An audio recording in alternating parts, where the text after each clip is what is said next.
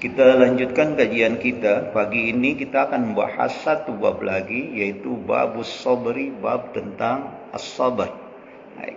Sebelum saya sampaikan tentang sabar ini, direview dulu yang kemarin. Bab pertama kita kajiannya bab apa itu? Ikhlas.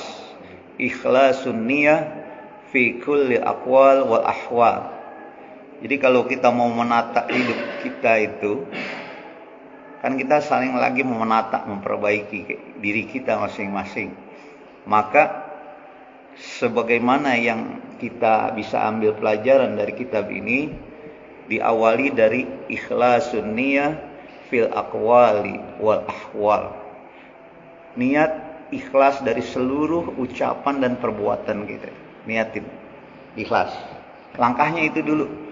Sebab kalau nggak diawali dengan ikhlas, nanti endingnya, ujungnya nggak tercapai tujuan kita. Nggak tercapai apa keinginan kita dari ibadah itu karena Allah. Nah, setelah bab ikhlas, baru kemarin pada minggu yang lalu kita bahas bab taubat. Jadi kalau sudah diikhlasin, karena memang dulunya barangkali kita kurang pas, kurang baik, kurang sesuai dengan aturan-aturan Allah, maka cepat recovery, cepat bertaubat, bersihin. Ini menata diri kita tuh. Jadi bab ini menata diri kita. Ya, bersihin apa yang kemarin-kemarin, tahun-tahun kemarin atau tahun sebelumnya. Barangkali kita kurang bagus, ada hal-hal yang melanggar aturan Allah, langsung kita bertaubat. Nah, pada bab ini kita bahas yang ketiga, babus sobri. Kalau sudah kita ikhlas seluruh perbuatan kita, ucapan kita, baik dalam kita lagi sholat, ibadah mahdoh, maupun dari seluruh aktivitas yang kita jalani, bantu orang, ya, kita bekerja, kita berbuat baik sama orang, itu semuanya ikhlas. Jangan ada tendensi manusia, apalagi kepentingan umpamanya karena ujub, takabur dan sombong, itu nggak ada lagi, nggak boleh lagi. Kalau pengen menata hati kita, maka untuk membersihkan hati kita, yang kemarin kita sudah taubat, nggak lakukan lagi.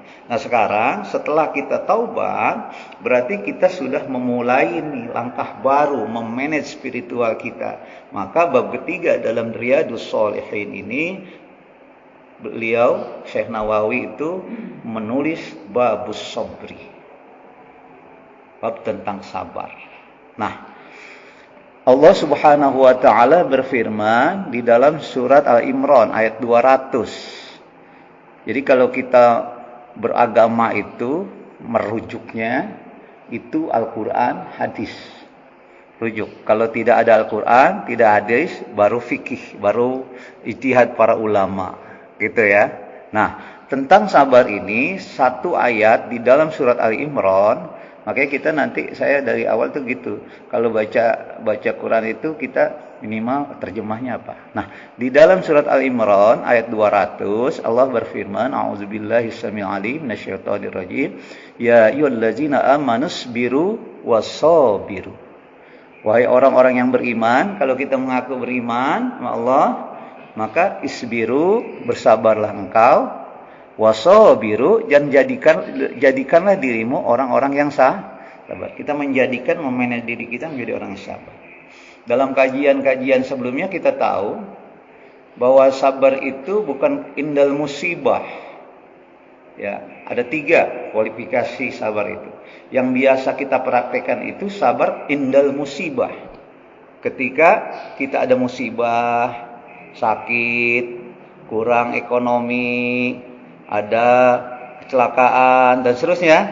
Nah, itu kita biasanya bersabar. Itu baru hanya satu bagian. Itu indal musibah. Ajaran agama kita, sabar itu harus diterapkan kepada 3 hal. Bukan hanya indal musibah. Tapi yang kedua adalah sabar indat ta'ah. Sabar dalam ketaatan. Bulan Ramadan sebulan, kita harus sabar nih. Ya, sabarnya apa? Ya terus sampai akhir Ramadan kita puasa, kita taraweh, kita buka bersama, kita berbagi sama orang itu terus saja, sabarin gitu ya. Sebab kalau nggak sabar nanti ya itu yang terjadi, banyak terjadi ini ya. Kalau nggak sabar dalam to'ah, masjid itu semakin hari semakin kosong. Percaya, itu karena tidak ada sabar di dalam beribadah. Jadi sabar indal ibadah, sabar indah to'ah, itu sekarang yang kita lakukan. Sebulan harus bersabar itu.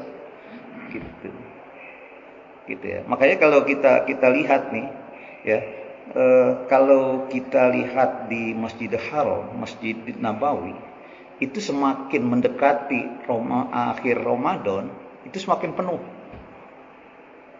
Ini fakta. Ya. Kenapa? Karena di 10 akhir Ramadan orang ngejar malam yang disebut dengan Lailatul Qadar. Ya. Bapak boleh silahkan lihat. Ya. Tahun 2022 saya sama keluarga di sana di akhir Ramadan sampai Idul Fitri di sana. Beda. Karena seluruh keluarga itu dihadirkan di masjid. Yang nggak pernah ke masjid, orang-orang Mekah ke masjid, anak-anaknya dibawa, semuanya dibawa karena mengharapkan Lailatul Qadar. Jadi sebenarnya orang yang cerdas itu adalah orang yang memanfaatkan akhir Ramadan yang Allah berikan satu malam lebih bagus dari satu bulan. Lebih bagus dari satu tahun. Ibadah di sana seperti orang yang hidupnya selalu melakukan kebajikan alfi syahr, 1000 bulan, kurang lebih 83 tahun. Satu ini kita dapat Lailatul Qadar itu seperti kita dapat orang yang hidup selama berbuat kebajikan terus menerus selama 83 tahun. Wah, kita bayangkan. Selama ini kan waktu kita ambil itu, kita habisi itu waktu itu dari bulan Muharram, kemudian terus selanjutnya sampai bulan Ramadan ini kan nggak optimal gitu itu. Makanya Allah kasih keistimewaan Ramadan itu salah satunya itu.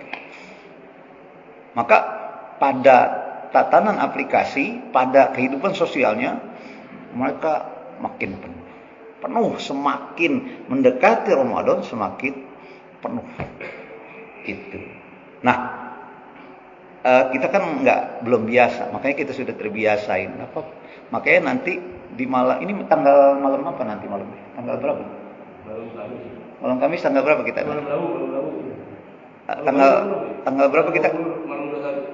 Enggak, maksudnya ya sekarang nih ini kan hari Ahad ya. Malam keberapa nanti malamnya? Hah?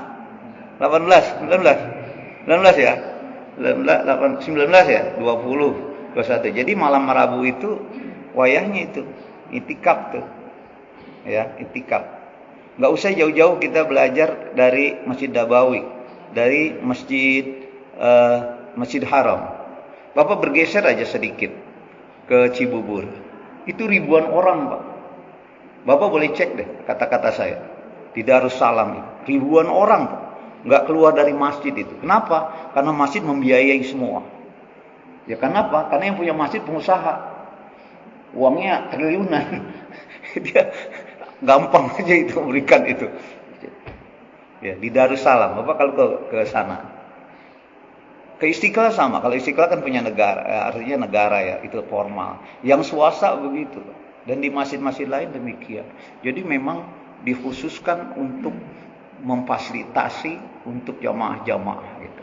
Nanti biasanya kita mengadakan ya. Jadi saya dalam kesempatan ini mengajarkan sama-sama ya. Kalau saya nggak ada kegiatan di luar, saya di sini. Ya sama-sama itikaf. Sebab kenapa? Sebab Ramadan yang akan datang kita belum tentu bisa. Hidup lagi belum tentu. Siapa yang punya jaminan Ramadan dan akan kita masih hidup? Kesempatan ini malam-malam terakhir ini. Oleh karena itu ajaran di sini adalah sabar ketika taatnya, sabarin, ngantuk-ngantuk dikit wayahnya, ya ngantuk-ngantuk dikit. Ya. Jadi sabar itu indah musibah, indah to'ah. Satu lagi apa? Ketika apa? Sabar itu ketika kita mendapatkan kebaikan. Itu juga harus sabar. Awas nih ya. Kita standarnya kadang-kadang begini. Kita sabar itu kalau kita dalam keadaan sulit. Tapi kita standarnya itu biasanya kita bersyukur dalam keadaan berbahagia. Sebenarnya bagi orang-orang beriman itu dalam keadaan bahagia juga harus bersabar. Gitu. Jadi kenapa demikian? Sabar itu bukan hanya ketika kita dapat ujian, dapat kita kebahagiaan juga, karunia juga harus bersabar. Kenapa? Karena semuanya ujian. Ya, jadi hidup ini ujian.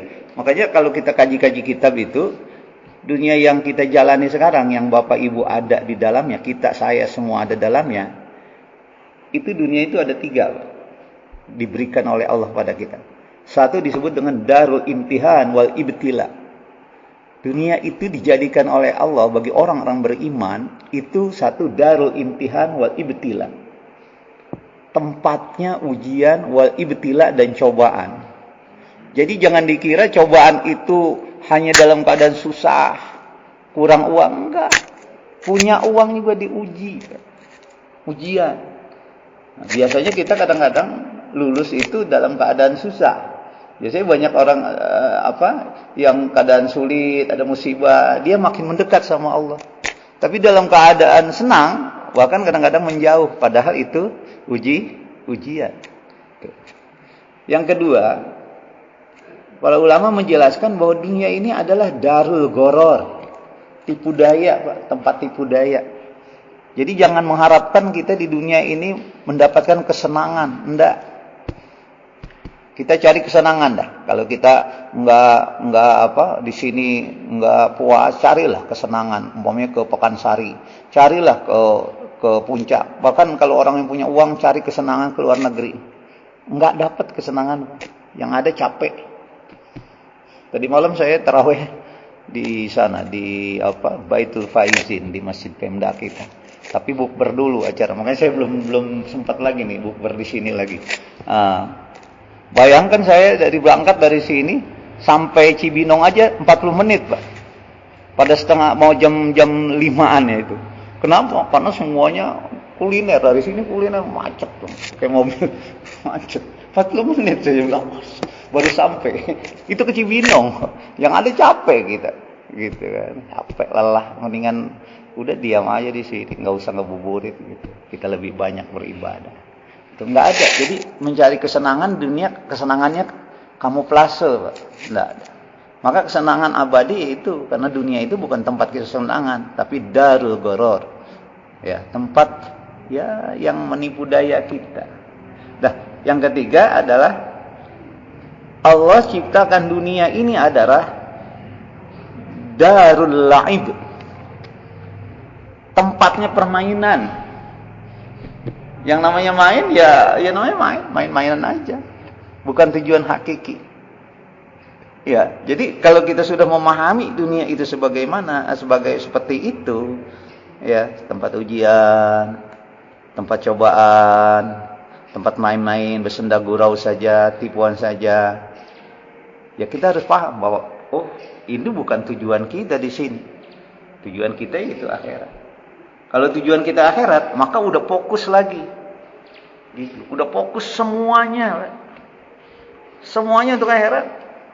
Tujuannya, ya aktivitas kita boleh dunia, tapi tujuannya untuk akhirat. Kalau kita boleh saja, sehari-harinya itu ya masak. Kalau ibu-ibu ya, ngurus anak. Tapi tujuannya akhirat. Seorang bapak juga begitu, cari nafkah, tujuannya akhirat. Kalau kita tujuannya dunia, maka kita akan diperbudak oleh dunia. Tapi kalau tujuan akhirat, kita akan mendapatkan kesenangan yang hakiki sebenarnya. Maka sekarang harus maksimal, optimal ya ibadah kita. Ayatnya kan sering kita baca tuh. Enggak usah banyak-banyak tuh. Di dalam surat Al-A'la, Sabihis, kita kenalnya surat Sabihis atau surat Ad-Duha. Kata Allah, walal akhiratu khairul laka minal walal akhiratu khairu wa ab. Kan itu, kita hafal itu ya. Gitu. Walal akhiratu khairul laka minal ula.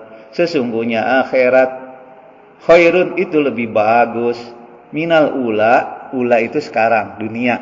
dari sebelumnya, dari yang awal ya dunia. Jadi akhirat itu lebih bagus kata Allah dari dunia, bukan di sini. Kemudian walal akhiratu khairu wa abqa. Sungguhnya akhirat itu lebih bagus dan abqa selamanya.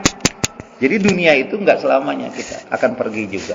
Nah, kalau Allah sudah katakan begitu, maka fokus kita sekarang khairun, lebih bagus, maka fokus kita jangan di dunia lagi.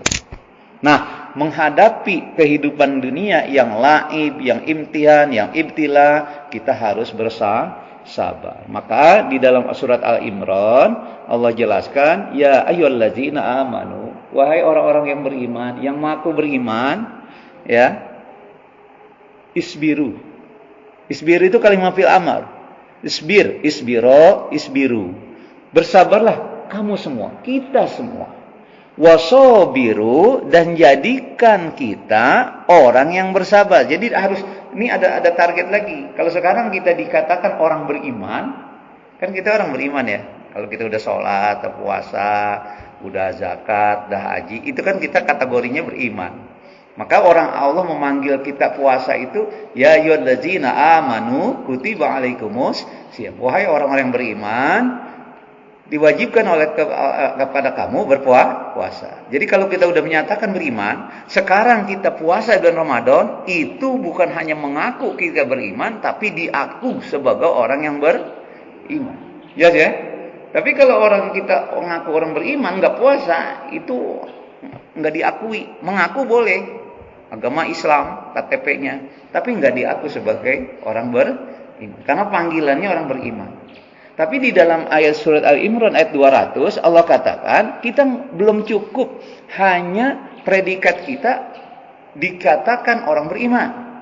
Wasobiru, menjadilah engkau orang-orang yang bersabar. Tambah lagi itu iman dan sabar. Itu khususnya di bulan Ramadan ini, sabar inda ta'ah, ketaatan kita harus sabar. Banyak godaan kita ini, ya. Yang punya kampung udah pengen pulang kampung. Yang belum punya kue udah sibuk mikirin buat kue. Yang belum punya baju udah sibuk mikirin bagaimana beli Nah, sudah sibuk kan?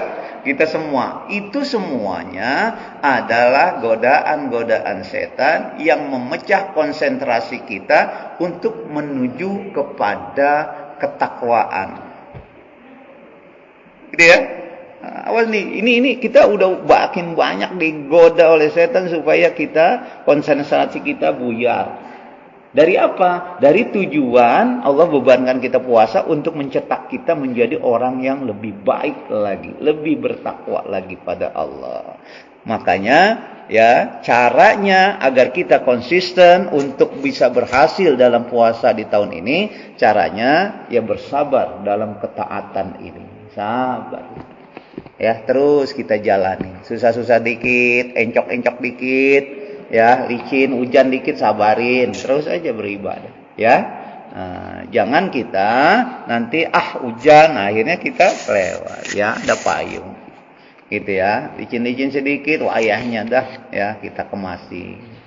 Nah, kemudian, jadi ayat surat Al-Imran ayat 200 itu Allah memerintahkan kita, di samping kita punya predikat dikatakan orang beriman, ya, kita juga dikenal jadi orang-orang yang sobir, yang bersabar, khususnya bersabar dalam ketaatan. Wa qala ta'ala, Allah Subhanahu wa taala ada lagi tentang sabar ini, surat Al-Baqarah ayat 155. Saya yakin Bapak nih, surat Al-Baqarah surat keberapa ya, Bapak Ibu? Surat kedua. Kalau ini udah tanggal 18, 19, berarti baca Qur'annya sudah ada yang khatam, sudah ada yang berapa juz, yang belum khatam kan? Betul ya, Bapak Ibu ya? Al-Baqarah ayat 155 udah kelewat belum? Udah kelewat beberapa kali. Kita bacanya pasti udah kelewat. Tapi saya mau tanya, ketika kita baca, paham nggak yang kita baca? Nah, lihat. Ini pemahamannya satu ayat di dalam surat Al-Baqarah 155 yang Allah jelaskan begini kalau kita artikan tuh. Ya, Bismillahirrahmanirrahim. Wala nabluwannakum bisyai'im minal khawfi wal ju'i wa naqsin minal amwali wal anfusi wa thamarat wa basyiris sabirin. Tuh. Kalau kita lihat lagi tuh yang kita udah baca, kita ulang-ulang, kita lihat surat Al-Baqarah, surat kedua, ayatnya 155. Bunyinya begitu. Artinya apa? Wala nabluwannakum, dan sungguh, ya, sebetulnya asal katanya nablu, bala, nablu, kami, tapi diawali dengan la tuh. Jadi bacanya wala nabluwannakum. Artinya apa? Sungguh pakai lam. Ya, sungguh kami menguji kamu, sungguh akan kami uji kamu, bisain dengan segala sesuatu. Nah, apa yang ujian yang Allah berikan pada kita yang mengaku beriman sekarang? Minal khaufi, dari ketakutan, takut, khawatir, dan seterusnya, hal-hal yang kita nggak inginkan terjadi, itu Allah uji itu. Wal ju'i, dan kelaparan. Kelaparan itu yakinlah nggak ada yang lapar lah. Kalau kurang pasti ya, artinya kurang ekonominya. Walju, dan lapar. Wa naqsi minal amwal. Nah ini sama, hampir sama. Wa naqsi minal amwal, dan sedikit dari harta-harta. Gitu. Jadi artinya apa? Wa naqsim, dikurangi dari hartanya sedikit. Biasanya kita butuhnya 200 per hari atau 100, dapatnya cuma 50. Nah, itu sebenarnya ujian dari Allah. Ya. Kemudian wal anfusi, dan jiwa. Ada istri, ada anak, ada saudara yang sakit, meninggal. Itu bagian-bagian ujian dari Allah. Tadi yang saya katakan, semuanya ujian itu. Wasamarat, dan buah-buahan. Kalau kita sekarang nggak diuji ke buah-buahan, nggak punya pohon jambu, tinggal beli aja depan. Kalau punya duit, ya gampang kira. Kalau dulu orang-orang yang masih nyawa, yang masih berkebun, kalau di sini kan dulu banyaknya pohon jambu kelutuk ya, nggak berbuah. Kalau kemudian kalau padi ada warengnya. Nah itu bagian-bagian dari ujian Allah, minas samarat, dari buah-buahan. Nah, dari ujian-ujian semua ujian itu Allah perintahkan kita. Dari semuanya, apapun yang terjadi, ini hanya contoh-contoh saja, bisa jadi ujian-ujian yang lain yang ada pada kita. Wa basyiris sabirin, dan berilah kabar gembira bagi orang-orang yang sabar. Nah, sabar aja, kurang sabar, sakit sabar, gitu. Ya semuanya sabar. Baik. Itu surat Al-Baqarah ayat 155. Nah sekarang gimana kalau kita di dalam ketaatan? Nah kalau tadi dalam ujian, ini ayat Al-Baqarah 155 ujian dalam kehidupan sosial kita tuh. Kurang, ada musibah dan seterusnya. Nah bagaimana ketika kita melaksanakan ketaatan nih? Kan kita jadi orang beriman ini. Nah dasarnya di dalam surat Az-Zumar ayat 10. Allah berfirman, innama yuwaffas sabiruna ajrahum bighairi hisab. Sesungguhnya yuwaffas sabiruna, Allah akan menyempurnakan orang-orang yang bersabar, ajrahum, pahalanya, bighairi hisab, dengan enggak dihitung-hitung lagi sama Allah tuh. Itu sabar inda taat, ini surat Az-Zumar ayat 10. Jadi kita duduk sini ya, habis Rasul berjamaah duduk di sini. Yakin enggak ada pahalanya? Yakin, Pak. Nah, kapan pahalanya itu kita dapatkan? Kan kita mah pengennya instan ya, pengen cepat ya, pengen cepat. Enggak, di sini mah bukan tempatnya balasan. Di dunia itu tempat beramal, akhirat tempat balasan. Jadi jangan mengharapkan balasan sekarang kalau kita niat ibadah itu sekarang. Karena memang Allah sudah takdirkan, ciptakan dunia itu majra'atul akhirah. Dunia itu tempat kita bercocok tanam, kita tanam, ya, kita nabung pahalanya. Sedangkan akhirat memang diciptakan untuk menuai amal. Gitu. Jangan kita mengharapkan kita panen kalau kita nggak nanam. Kalau kita mengharapkan panen tapi nggak nanam, itu apa? Orang nggak pernah nanam tapi pengen panen. Gimana? Bisa nggak? Ya nggak bisa. Gitu. Ada orang nggak nanam, tapi begitu matang dipetik sama dia. Apa namanya orang itu? Mati nyolong. Nggak bisa, Pak. Harus kita tanam baru kita panen. Nah, panennya dari pahala kita nih, sholat kita, puasa kita. Yakin kita kan tadi saya yakin kita ada pahalanya. Di mana kita akan dapatkan itu pahala? Ya ini dasarnya Az-Zumar ayat 10. Innama yuwaffas sabiruna ajrahum bighairi hisab. Sungguhnya Allah akan sempurnakan. Bayangkan, Pak. Sempurnakan ibadah orang sabar itu bighairi hisab, dengan enggak dihisab lagi. Ada orang beramal dihitung, dihisab. 1 dibalas 10, 10 di bawah 70, 70 sampai 700. Tapi khusus di Ramadan, mau ibadah apa aja enggak dihitung seperti itu, bighairi hisab. Makanya hadis menjelaskan kullu amal ibni Adam lahu. Sesungguhnya semua anak Adam itu pahalanya kita dari kala amal soleh kita lahu bagi dia. Illa siyam, kecuali puasa atau fa innahu li, sesungguhnya puasa yang kita kerjakan itu li, untuk aku kata Allah. Wa ana ajzi bihi, dan aku yang membalasnya. Ini namanya bighairi hisab. Luar biasa. Ya, jadi kita duduk di sini 1 jam. Kalau biasanya, nih biasa ya, di luar Ramadan, kalau kita duduk kurang lebih 1 jam di masjid, hadis menjelaskan begini, ya. Man hadara fi majlisil alim sa'atan khairun min salati alfi raka'atin. Kita nggak lihat sanad hadisnya ya, tapi itu motivasi kita. Siapa yang hadir duduk di dalam majlis ilmu, ya, 1 jam sa'atan khairin min alfi rakaat, itu lebih bagus dari sholat 1000 rakaat. Saya mau tanya, pernah nggak 1000 rakaat kita sholat? Waduh, belum pernah. Sholat tarawih aja 23 kita luar biasa itu. Ya, udah ngantuk, udah capek, kadang-kadang nggak khusyuk. Ya, ini Pak, kayak orang puasanya 1000. Sama seperti ini nih. Ya, Bu, Bapak, nih.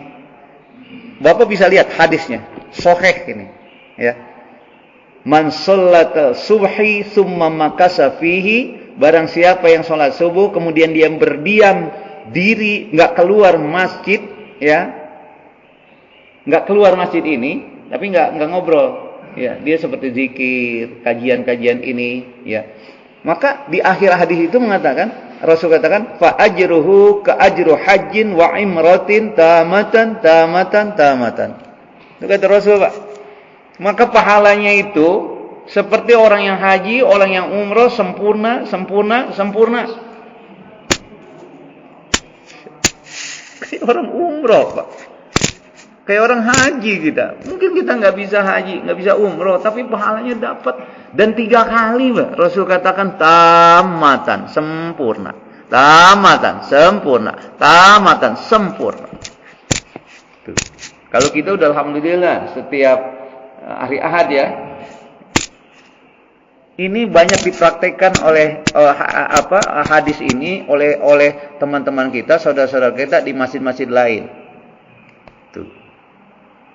Ya, makanya kita ya boleh sendiri, tapi kita minimal 1 minggu 1 kali lah di Ahad ya. Nggak usah jauh-jauh, bergeser lah ya muhajirin. Bapak lihat, cek. Hampir setiap hari ini ada tahsin Quran, ada apa. Karena di sana saya pernah sehat juga. Itu hampir setiap hari itu mengamalkan hadis ini. Suruk baru keluar. Sekali-sekali jangan jamaah di sini, bergeser 1 minggu. Lihat, ada enggak Ustaz yang mengamalkannya? Coba lihat, cek. Hampir setiap hari. Siapa? Ya yang kita-kita yang udah pensiun, yang udah ini. Begitu terus setiap hari. Nah, gitu. Jadi dianjurkan oleh kita. Boleh kita lakukan di sini. Ya minimal seminggu sekali lah kita ini. Makanya nanti keluar masjid itu setelah kajian ini jangan ini sholat isyraq dulu. Apalagi kalau kita belajar atau kita mengambil pelajaran dari apa yang dilakukan di Masjidil Haram. Masjidil Haram itu Pak, Bapak yang udah haji ya, udah umroh, nggak keluar dari masjid sebelum isyraq. Benar ya? Iya Pak. Ya, kita contoh yang baik-baik, kita contoh dari orang, nggak apa-apa. Jangan kita merasa, oh kita udah hebat. Jangan, kita contoh kebaikan itu. Saya Pak, ini testimoni pribadi nih. Saya lagi belajar tahsin Quran setiap hari. Cuma guru saya jauh, jadi saya pakai voice note aja. Pakai ini dia guru saya kata, nih baca ayat, dibetulin. Kebetulan imam di Masjid Al-Maghfirah di atas itu, khusus di bulan Ramadan, saya minta kesediaan ustad pengurus tahfiz Quran 2 orang. Tapi ternyata banyak variasinya. Hafiz Quran 2 orang, dan kita memang nggak ada yang kita nggak imam, khususnya di taraweh. Imamnya itu hafiz supaya lebih bagus, lebih khusyuk itu. Kebetulan saya masih belajar itu. Saya masih surat Al-Fatihah, Pak. Belum lulus. Dibetulin kata-katanya. Ternyata saya baca a'udzu aja. Itu saya kira udah benar banget saya. A'udzubillahi minasyaitonirrajim. Waduh. Baru baca aja saya udah salah. Zu-nya beda.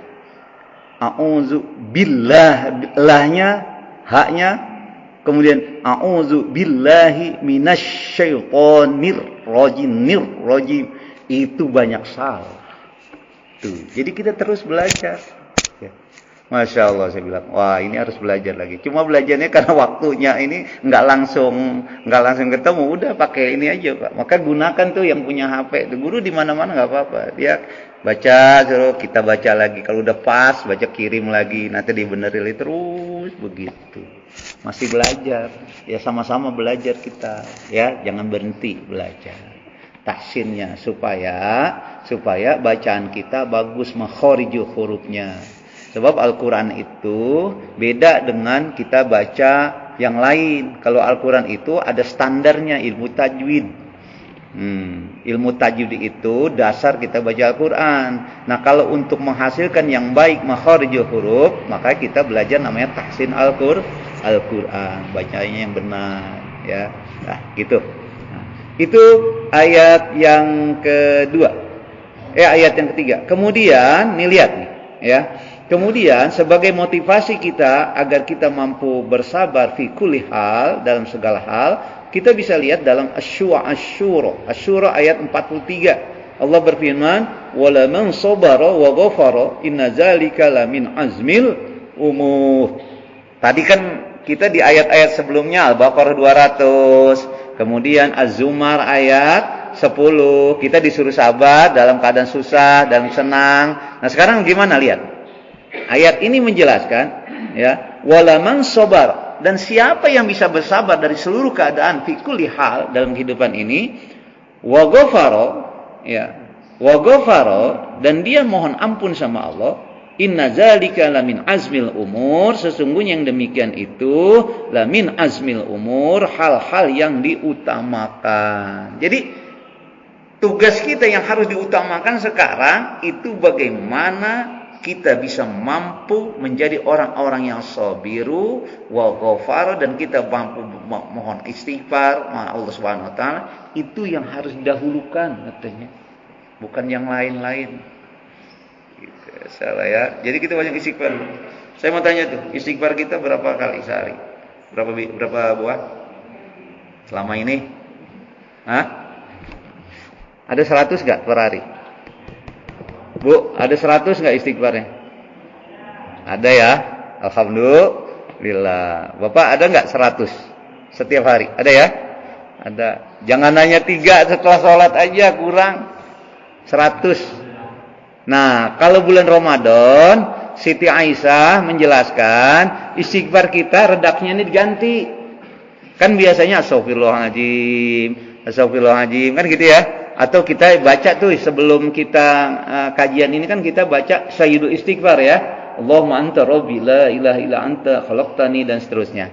Tetapi ya, Siti Aisyah menjelaskan di bulan Ramadan itu harus perbanyak istighfarnya. Redaksinya Allahumma innaka afuwun karim tuhibbul afwa fa. Banyakin itu. Tambahin itu. Kan kita biasanya bacanya itu kan sholat tarawih doang ya. Habis sholat tarawih 3 lagi. Ya. Kalau 7 balik itu pasti banyak yang dehem itu. Kebanyakan. Jadi Allahumma innaka afuwun karim tuhibbul afwa fa'fu anna. Allahumma innaka, ya Allah, innaka sesungguhnya engkau afun. Allahumma innaka afuwun karim. Zat yang mengampuni, memaafkan, dan karim yang mulia. Fa'fu anna, ampunilah anna dari kesalahan kehilapan kami. Ya, saya mau tanya lagi nih, jujur ya. Baca doa itu habis tarawih aja apa di luar tarawih? Tarawih aja. Sekarang tambahin tarawih aja. Allahumma innaka afuwun karim tuhibbul afwa fa'fu. Yuk kita baca 3 kali. Allahumma innaka afuwun karim tuhibbul afwa fa'fu anna. Allahumma innaka afuwun karim tuhibbul afwa fa'fu anna. Allahumma innaka afuwun karim tuhibbul afwa fa'fu anna. Itu. Kita nanti jangan sampai menjadi orang yang menyesal berakhir Ramadan tapi dosa kita belum ampuni. Ya, jangan sampai. Mudah-mudahan kita diampuni nih. Kalau kita diampuni dosanya, biarlah amal kita enggak sempurna. Kita berdoa, ya Allah, sempurnakanlah amal baik saya meskipun enggak sempurna. Ya. Jadi kalau enggak sempurna juga, kalau dosanya sudah diampuni, kebajikannya yang ada. Karena yang tidak bagusnya kan sudah dilebur semua. Gitu. Perbanyak itu. Allahumma innaka afuwun karim tuhibbul afwa fa'fu anna. Apalagi kalau kita malam tuh sebelum sahur kan kita tahajud dulu. Nah, tahajud ya Pak ya? Nah, jangan enggak tahajud setiap malam. Ya tahajud lah, nungguin sahur. Sahurnya kalau masak jam 2, jam 3 ya, jangan makan di jam 2, jam 3, nanti setengah 4 biar sunnah. Cuma kadang-kadang saya di sini kurang bisa istirahat tuh. Jam 2 aja setengah 3 ini anak-anak yang duduk gitu. Jadi waduh saya bilang setengah 11 baru ini. Jadi kita istirahatnya kurang. Seharusnya istirahat. Makanya dibenerin tuh. Enggak boleh sembarangan main-main speaker itu. Kenapa mengganggu? Mereka juga bukannya baca Quran tapi nyanyi-nyanyi selawatan. Ya selawatan. Nyanyi apa gitu. Jadi itu mengganggu sebenarnya. Jadi harus itu kalau perlu kita matikan itu. Enggak boleh lagi ada mic yang mengganggu. Banyak yang terganggu itu, bukan saya aja, saya terasa terganggu juga. Waduh ini anak. Apalagi yang berendang. Kalau zaman dulu iya Pak. Zaman sekarang kita udah punya HP, alarm semua, nggak perlu dibangun-bangunin. Kita udah canggih alatnya sekarang. Lah itu kan kita kan apa yang dulu iyalah. Hah? Iya, dan nanti matiin aja itu apa di sana itu. Kenapa demikian? Terganggu. Jadi kita kan perlu istirahat gitu. Jadi orang memang kalau anak-anak jam 2 ada yang kita baru berapa ini jadi pulang Pak. Tapi ini saya sampaikan ya boleh, harinya kita gimana sekarang kita matiin aja kalau bisa itu. Dikunci apa gimana kan ya. Supaya jangan terganggu orang gitu. Bahkan makanya orang jangan kita salahin ya. Orang yang dekat masjid bahkan di zaman sekarang itu trauma dekat masjid. Ya. Trauma Pak. Kenapa? Karena kan yang namanya ini kan perlu istirahat kita. Emangnya semuanya gitu. Jadi hanya baru 2 jam gitu ngantuk kan udah puyeng kepala kita itu. Nah itu. Nah, oleh karena itu kita yang memanage nih. Mudah-mudahan kalau bisa nih. Belum nih ada DKM nih, matiin aja udah. Anak-anak enggak boleh. Kayak gitu udah. Nah, kenapa demikian? Ya apalagi mereka kalau ngaji Quran sih, ngaji sendu gitu kan, bagus gitu dengarnya enak gitu. Tapi kalau aduh saya bilang enggak. Ya, kita harus banyak belajar lah. Banyak belajar sama orang lain. Hah? Iya.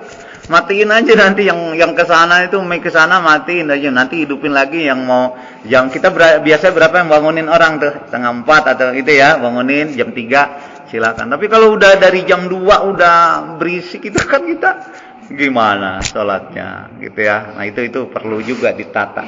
Yang penting kita menata rumah ini bayi dada untuk sama-sama tapi ditata gitu. Dan diliatin gitu anak-anaknya, anak kecil yang nggak pakai celana pendek, apa bukan mau ibadah, mau main-main aja. Aduh, dia bilang. Ya, gitu ya. Berarti kita pasang pakai security nanti gitu. Dah. Udah segitu dulu dah. Ya, ada pertanyaan nggak tentang ini? Kalau memang ini banyak hadisnya tentang sabar. Yang jelas, saya rasa secara ilmu, norma, hukum kita sudah paham. Yang jelas bahwa dunia ini yang kita jalani kita perlu dalam segala keadaan, siapapun kita dah, apapun posisi kita, entah kita lagi dalam keadaan apa, entah kaya, entah miskin dan seterusnya, semuanya harus sabarin. Apalagi khusus di bulan Ramadan ini, ya kita ibadah sabarin, Pak. Jangan tinggal taraweh tiap malam. Tarawehnya mau di masjid sana, mau sini, mau di rumah enggak apa-apa. Silahkan, yang penting khusyuk. Tapi lebih bagus ya di masjid gitu ya. Silahkan saja di mana aja. Yang penting kerjakan itu. Sebab kalau di luar Ramadan kita udah nggak bisa tarawih lagi. Kemudian di akhir Ramadan nanti tuh, ayo tingkatin ya itikaf semampu kita lah itikaf itu. Supaya apa? Mudah-mudahan kita berdoa sama Allah. Mudah-mudahan di tahun ini kita mendapatkan Lailatul Qadar. Amin ya rabbal alamin. Tapi kalau kita tidur terus, dapat Lailatul Qadar enggak? Ya enggak. Kelewat kita, ya. Semampu kita lah, gitu. Baik, kajiannya sampai di sini. Kalau nanti tidak ada pertanyaan, saya lanjutkan ayatnya. Tapi kalau ada, saya buka dulu pertanyaan, biar komunikatif. Ya, silakan.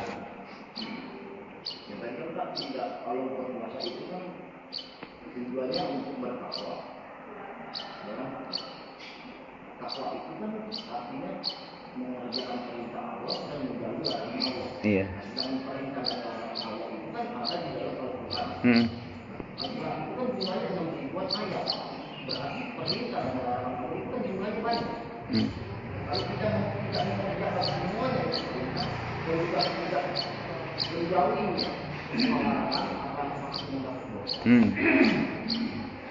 Ada kaidah hukum mungkin mengatakan kaidah itu ada di dalam usul fikih mengatakan ma la yadriku kulluh illa yudraku kulluh.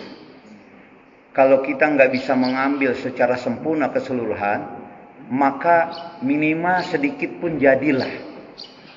Bapak lihat, seluruh ayat Al-Quran, apakah itu tentang perintah puasa, perintah sholat, perintah haji, perintah zakat, semuanya ujung-ujung ayat itu untuk kita bertakwa sebenarnya. Ya. Al-Quran diturunkan juga sebagai hidayah untuk menjadi kita orang-orang bertakwa. Zalikal kitab la raiba fihi hudal lil muttaqin. Syahrul Ramadan allazi unzila fihil Qur'an hudal linnas wa bayyinatin minal huda wal furqan. Kutiba alaikumus syiyam kama kutiba alal ladzina min qablikum la'allakum tattaqun. Semua kalau kita lihat kaji itu ujung-ujungnya Pak, ini semuanya yang Allah perintahkan, yang Allah larang itu agar kita menjadi orang-orang yang bertakwa. Jadi idealnya kita bertakwa yang haqqo tuqatih, benar-benar bertakwa. Cuma kan kita nggak mampu Pak untuk benar-benar orang bertakwa. Begini, ketika turun ayat ya ayyuhallazina amanu taqullaha haqqa tuqatih wa la tamutunna illa wa antum muslimun. Ini lihat ya, prakteknya gimana di zaman sahabat. Wahai orang-orang beriman, ittaqullah, bertakwalah engkau pada Allah haqqa tuqatih, dengan sebenar-benarnya takwa. Berarti orang bertakwa itu ada yang belum sempurna, belum benar. Berarti kalau gitu ya. Wala tamutunna illa wa antum muslimun. Jangan engkau meninggal dunia, mati tapi belum engkau menyerahkan diri kepada Allah. Orang yang menyerahkan diri kepada Allah itu berarti orang bertakwa. Begitu ayat ini turun, sahabat melaksanakan berlomba-lomba untuk menjadi orang bertakwa. Semuanya ingin menjadi orang-orang yang haqqa tuqatih. Tetapi sahabat enggak mampu, Pak. Ya namanya sahabat manusia juga. Ada keinginannya dunia dan seterusnya, biasa seperti kita itu. Maka laporlah sahabat kepada Rasul. Ya Rasul, berat melaksanakan ketakwaan ini. Sulit dalam segala hal ini. Ya. Nah, kata Rasul kemudian, di ayat itu, kalau memang kita benar-benar enggak mampu untuk menjadi orang yang haqqa tuqatih, minimal wala tamutunna illa wa antum muslimun. Janganlah kita sampai meninggal dunia, sampai mati kita belum menyerahkan diri kita, seluruh aktivitas kita kepada Allah Subhanahu wa ta'ala. Nah, maka kaidah hukum, kalau kita enggak bisa seluruhnya, enggak sempurna seperti Rasulullah, maka minimal adalah nilai-nilai takwa pada diri kita. Apakah kita termasuk orang bertakwa? Ya iya termasuk. Cuma belum sempurna. Inilah yang perlu kita jalani sekarang. Sedikit-sedikit ya kita lebih meningkat. Inilah pentingnya puasa Ramadan. Supaya kita lebih takwa lah. Gitu, Pak. Ya. Jadi maka di dalam bahasa Indonesia itu ada pepatah mengatakan kalau enggak ada rotan kafir jadi. Ya kan? Enggak apa-apa, Pak. Kalau kita banding, Pak, kita banding dengan Abdurrahman bin Auf. Abdurrahman bin Auf itu salah satu sahabat 10 yang dijamin surga. Abdurrahman bin Auf. Luar biasa nih. Kalau Rasulullah katakan jamin surga, ya kan masuk surga. Salah satunya adalah Abdurrahman bin Auf. Kenapa demikian? Saya kisahkan ya, bentar biar motivasi. Abdurrahman bin Auf itu sahabat Nabi dari Mekah. Bukan dari Madinah, dari orang yang hijrah ya. Jadi dari Mekah sudah beriman. Kemudian ada perintah hijrah karena enggak sanggup lagi di Mekah karena sudah terancam kehidupannya, Rasul juga mau dibunuh, akhirnya disuruh hijrah. Abdurrahman bin Auf itu termasuk orang yang hijrah dengan Rasul. Lihat. Ini ketika hijrah di Madinah, Rasulullah mempersaudarakan antara sahabat Ansor dengan sahabat Muhajirin. Orang yang hijrah disebut Muhajirin, orang yang ada di Madinah disebut sahabat Ansor. Maka ketika Abdurrahman bin Auf itu hijrah ke Madinah, dipersaudarakan dengan Sa'ad bin Abi Waqqas. Dipersaudarakan. Lihat hebatnya. Begitu dipersaudarakan oleh Rasul, makanya dulu persahabatan yang begini ini hampir mewaris dalam Islam dulu. Kalau sekarang udah enggak lagi. Sekarang hanya anak, cucu, paman itu waris. Kalau dulu persahabatan itu jadi waris. Sa'ad bin Abi Waqqas begini. Begitu dipersaudarakan dengan Abdurrahman bin Auf, dia katakan, "Wahai sahabatku, ya, Abdurrahman bin Auf, aku punya istri 2. Kau pilih salah satu mana? Ya, nanti kalau kau suka aku ceraikan dia satu, nanti setelah cerai dengan aku silahkan kau nikah." Sampai begitu, Pak. Tapi apa jawaban Abdurrahman bin Auf? Enggak usah, sahabatku. Saya enggak itu. Tunjukkan aja di Madinah mana pasar. Karena dia di Mekah itu pedagang, dia minta tunjukkan pasar. Enggak mau, Pak, ditawarin begitu. Dia mintanya pasar. Itu tuh pasar lama, zaman gitu ya. Di situ begitu dia pasar, dia modalkan hanya sedikit ya. Akhirnya karena memang orang ekonomi, berjalan lancar-lancar, jadi juragan terkaya di Madinah. Abdurrahman bin Auf kalah orang Ansar. Nah, meninggal dunia Rasul, kemudian selanjutnya singkat cerita jadi orang terkaya. Kemudian kekayaan setelah Rasul meninggal dan seterusnya, kekayaan Abdurrahman bin Auf luar biasa, paling kaya sahabat Rasul. Ya, kenapa sampai dijamin masuk surga oleh Rasul dari 10 sahabat? Kisahnya begini. terdengarlah kekayaan sahabat Abdurrahman bin Auf oleh Siti Aisyah, istri Rasul. Begitu terdengar, Rasul sudah tidak meninggal dunia. Kemudian Siti Aisyah bilang, dikasih tahu ada Abdurrahman bin Auf, sahabat yang kaya raya datang ke sini. Dia membawa dengan kekayaan. Ya, orang-orang begitu kekayaannya Pak, sampai digambarkan dalam kitab itu ya, kitab yang dikarang oleh Khalid bin Muhammad bin Walid. Jadi begini, kan di Mekah itu kan padang pasir, debu-debunya dari kuda 1000 onta yang membawa dagangan Abdurrahman bin Auf sampailah ke tempat Siti Aisyah. Itu gurun pasir sampai penuh, membumbung tinggi itunya tuh, kebul-kebulannya, sampai dikatakan ini ada apa. Ternyata itu adalah dagangan Abdurrahman bin Auf yang berdagang, yang kaya raya. Sampai ke telinga Siti Aisyah bilang begini, bahasa kitanya ya, Abdurrahman bin Auf datang, ya Ummul Mukminin. Siapa Abdurrahman bin Auf? Itu sahabat. Wah, kan kenal Siti Aisyah. Lalu Siti Aisyah kan saat itu udah tua kan, bukan muda lagi. Waktu nikah dengan Rasul kan muda, tapi udah tua saat itu. Siti Aisyah bilang begini, nanti bahasa kitanya yang paling terakhir masuk surga itu Abdurrahman bin Auf. Tertahan dia. Siti Aisyah kata gitu. Kata-kata Siti Aisyah terdengar oleh Abdurrahman bin Auf.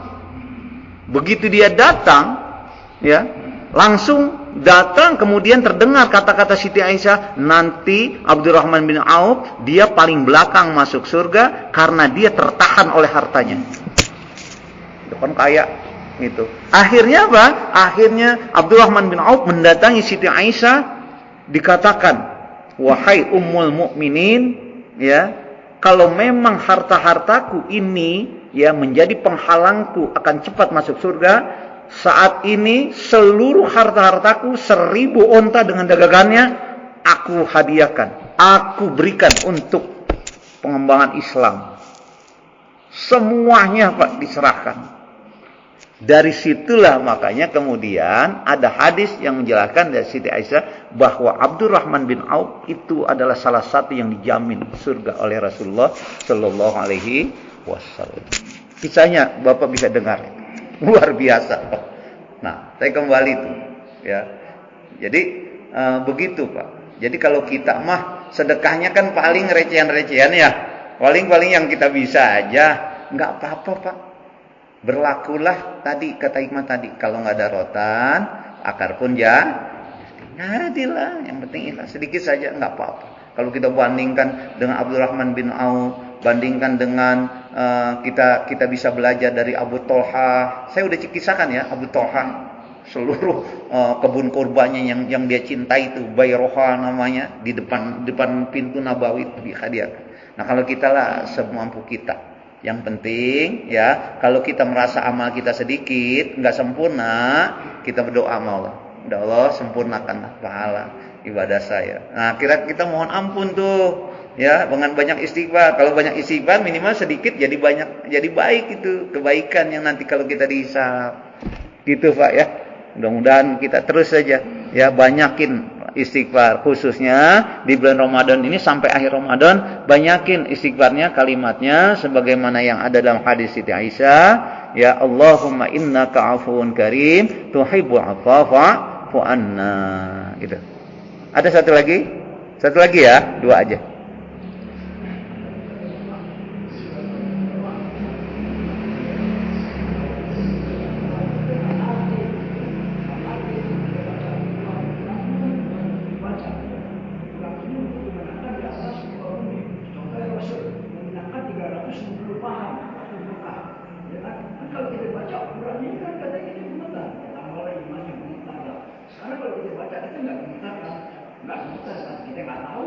Isinya apa?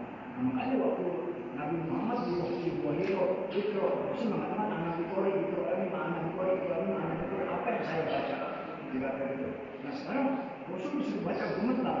Contohnya kayak Iran, dia kan baca Amerika gemetar.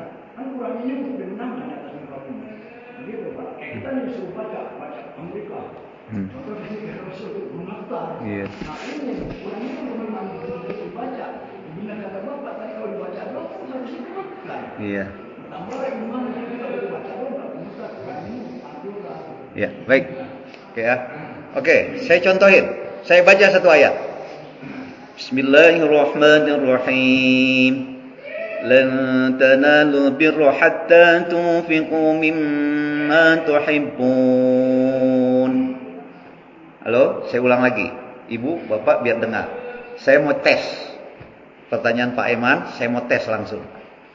Bismillahirrahmanirrahim. Lan tanalu birra. Pertanyaannya, apa yang Bapak rasakan dari ayat itu? Ada enggak yang menyentuh di hati? Ada enggak menyentuh di hati kemudian aplikasikan, laksanakan? Ada enggak?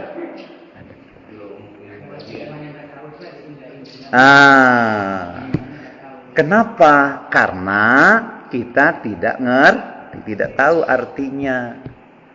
Ya, makanya baca Quran tuh dari awal Ramadan saya katakan minimal terjemahnya baca. Mau tahu artinya?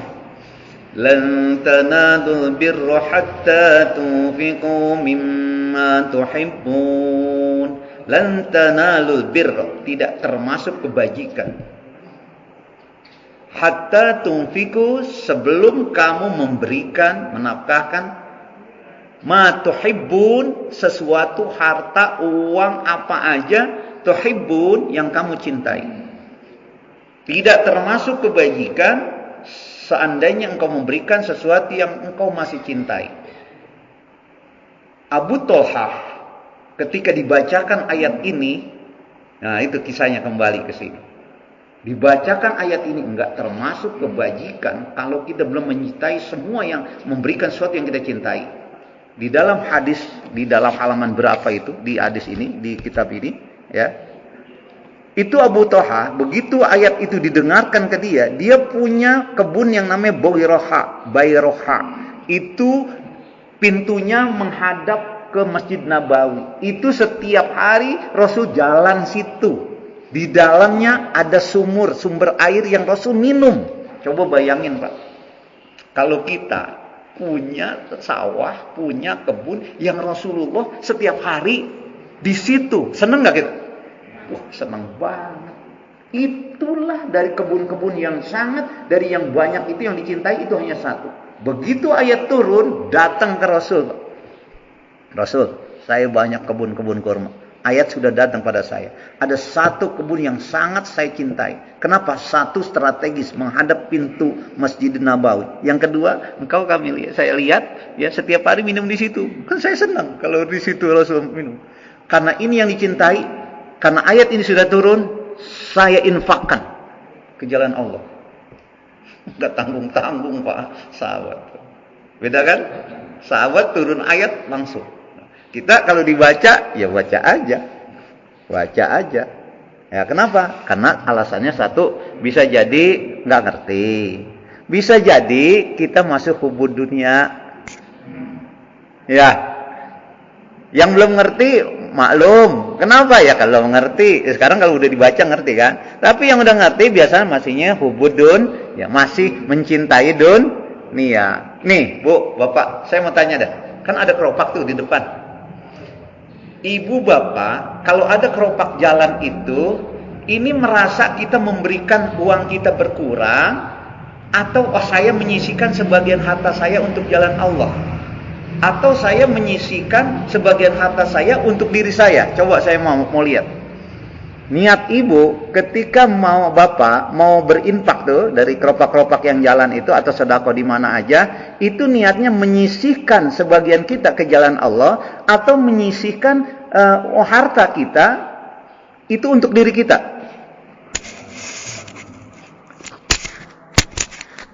Jalan Allah. Nggak ada kan yang punya niat perasaan bahwa itu menyisihkan untuk diri kita? Nggak ada kan? Nggak ada kan? Saya mau tanya, sebenarnya itu menyisihkan ke jalan Allah atau untuk diri kita? Tuh. Secara duniawi itu menyisihkan untuk jalan Allah. Tapi secara hakiki Kita menyisihkan untuk kita. Karena itu yang kita infakkan, itulah uang kita sebenarnya.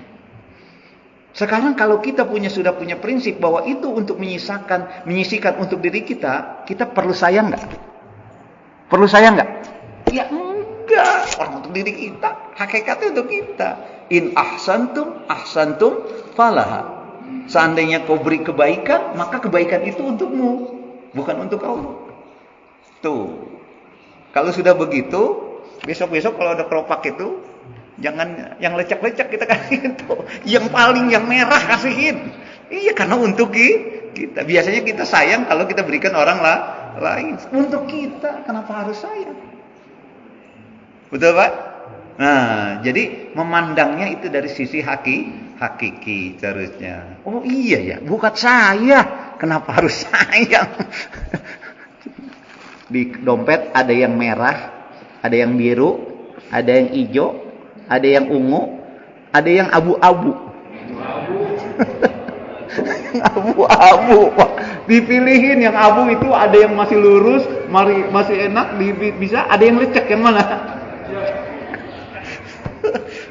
Kita itu untuk kita kasih yang lecek-lecek. Nah, kalau sekarang sudah terbuka begini, berarti yang terbaik kita berikan. Tapi jangan juga nanti bapak-bapak langsung semuanya diserahin di kotak, nanti ibunya ketahuan, mana Pak uang? Kan yang terbaik kalau Ustaz kasih, lah saya dimarahin ibu-ibu.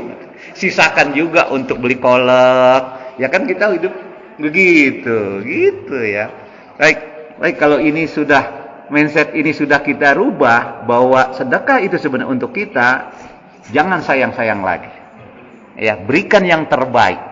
Kalau kita berikan terbaik, nanti Allah berkatakan, nih lihat. Ya, innama yuwaffas sabiruna ajrahum bighairi hisab. Sesungguhnya orang yang sabar, orang yang banyak berbuat baik itu akan yuwaffas sabiruna, orang akan sempurnakan pahalanya. Ajrahum bighairi hisab, pahalanya itu dengan tanpa dihitung-hitung lagi. Masya Allah. Mudah-mudahan kita termasuk orang yang amin ya rabbal amin. Dah, wallahu alam bisawab. Demikian kajian pada subuh ini, mudah-mudahan menjadi motivasi ya kita untuk menjadikan diri kita akan lebih baik lagi. Amin ya rabbal alamin. Mari sama-sama kita berdoa. Bismillahirrahmanirrahim. Alhamdulillahirabbil alamin. Hamdan syakirin, hamdan na'imin. Hamdan yuwafi ni'amahu wa yukafi masidah. Ya Rabbana lakal hamdu wa lakal syukru kama yanbaghi li jalalika wajhikal karim wa azim sultanik. Allahumma shalli ala sayyidina Muhammadin wa ala alihi wa ashabihi wa ala sari ibadillahi salihin. Allahumma innaka afuwun karim tuhibbu afwa fa'fu 'anna. Allahumma innaka afuwun karim tuhibbu afwa fa'fu 'anna. Allahumma innaka afuwun karim tuhibbu afwa fa'fu 'anna ya Allah. Ya Allah, ya Rahman, ya Rahim, ya Mujibas Sairi. Pagi ini kami berdoa, bermunajat padamu ya Allah. Kabulkanlah doa dan hajat kami ya Allah. Ya Allah, sempurnakanlah amal kami yang tidak sempurna ini. Ya Allah, tambahkanlah pahala-pahala dari amal ibadah kami yang sedikit ini ya Allah. Ya Allah, jadikanlah kami hamba-hambamu yang saleh, hamba-hambamu yang beriman, hamba-hambamu yang mampu dengan puasa ini meningkatkan ketakwaan ya Allah. Ya Allah, andai kata Engkau sudah tetapkan kapan kami meninggal dunia ya Allah, matikan kami dalam keadaan husnul khatimah. Amin ya rabbal alamin. Rabbana taqabbal du'ana innaka antas sami'ul alim wa tub 'alaina innaka antat tawwabur rahim. Rabbana hab lana min azwajina wa dhurriyyatina qurrata a'yun waj'alna lil muttaqina imama. Rabbana atina fid dunya hasanah wa fil akhirati hasanah wa qina azaban nar. Subhana rabbika rabbil izzati amma yasifun wa salamun alal mursalin walhamdulillahi rabbil alamin. Mari sama-sama kita akhiri talim dengan baca doa kafaratul majlis. Subhanakallahumma wa bihamdika asyhadu an la ilaha illa anta astaghfiruka wa atubu ilaik. Kurang lebihnya mohon dimaafkan. Assalamualaikum warahmatullahi wabarakatuh.